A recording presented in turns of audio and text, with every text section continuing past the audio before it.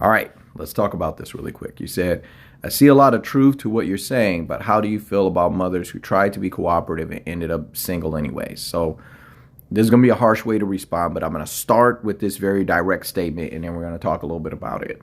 All is fair in love and war. All is fair if you're in a war, right? There's no rules. That's what that means. And when it comes to love, there's no rules, okay? And that is unfair. But it's saying that there are no rules. So you can't talk about what's fair and what's not, right? So when a man takes a woman out on dates, right, and he spends, 150 or $100 or $200 every time they go out, and he takes her out on 3, 4, 5 dates and she doesn't want to sleep with him, it's her body, it's her choice. He lost that $600 to $800 investing in trying to get to know a woman who may have known from the first date that she really didn't want to be with him, but continued to go out on dates with him to enjoy.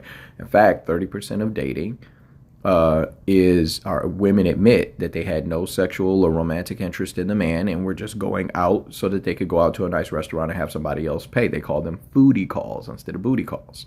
All right.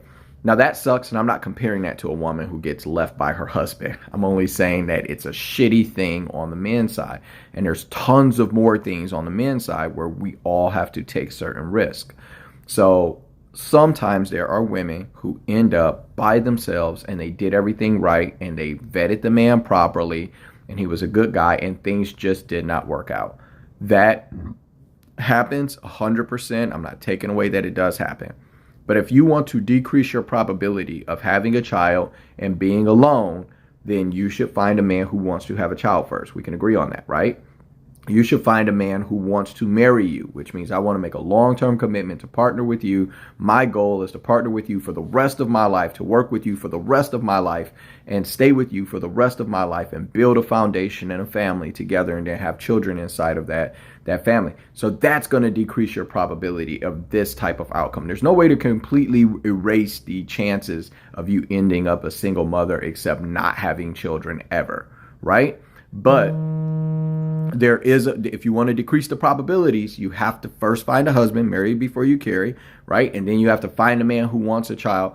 And then also you need to make sure that this is a man who has character. And a good way to do that is to date him for a little bit and bring him around the other men of your family so that they can question him and vet him and look at his life and how he's put himself together and say to you, hey, this is a good guy. Or, hey, this is a bad guy. Another thing is you should look at his past. Does he have other children by other women outside of wedlock? Has he been, what types of choices has he made? So this is about vetting. It's about marry before you carry. And it's about finding a man who has good character, right? But you can't erase the bad.